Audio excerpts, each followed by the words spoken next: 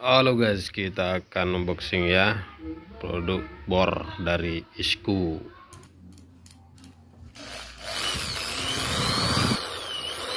Ini bor murah tapi bagus.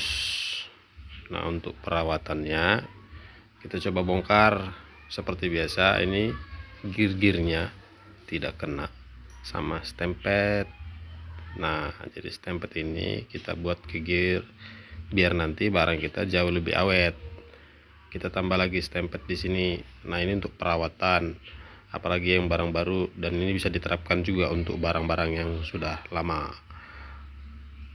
Nah, mari kita coba suaranya ya, akan jadi lebih halus.